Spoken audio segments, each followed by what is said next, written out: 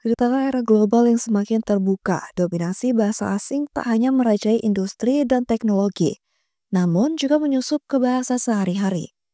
Fenomena campur kode dan ahli kode atau perpaduan antara bahasa Indonesia dengan bahasa asing kini semakin lumrah ditemui di media sosial dan ruang digital.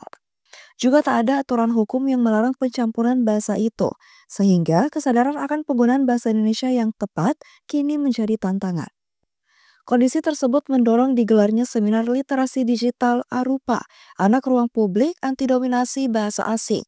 Seminar yang diselenggarakan oleh tim Aruna Duta Bahasa Sulselbar 2025. Dengan mengusung tema, Generasi Melek Bahasa Digital menguatkan identitas lewat bahasa di era global. Bermaksud memperkuat penggunaan bahasa Indonesia sebagai identitas generasi muda.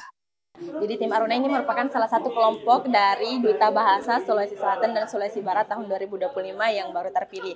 Nah, Arupa ini merupakan seminar literasi digital sebagai bentuk implementasi KRIDA sebagai bentuk yang namanya syarat untuk menjadi duta bahasa, proses langkah awal dalam pemilihan nantinya. Jadi kami dibagi menjadi berbagai kelompok untuk memilih tema ini dan kelompok kami mendapat yang namanya literasi digital.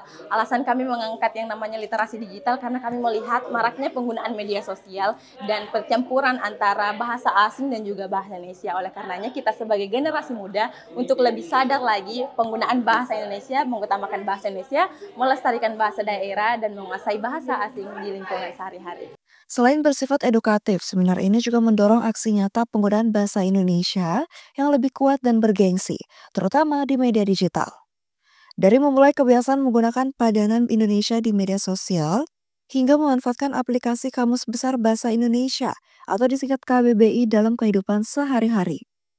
Afdal Afrido, narasumber dalam seminar yang juga merupakan Duta Bahasa Sulselbar Terbaik 3 tahun 2023, menyampaikan ajakannya untuk memulai perubahan dari hal yang sederhana.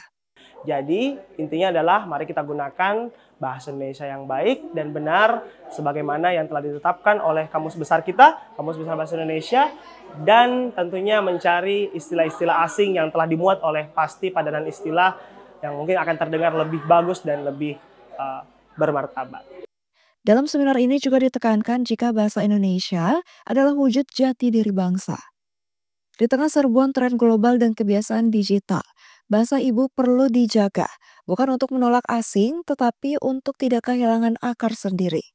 Afdal menambahkan, melek bahasa digital bukan sekedar tren, tetapi merupakan gerakan untuk masa depan yang lebih berdaulat secara identitas.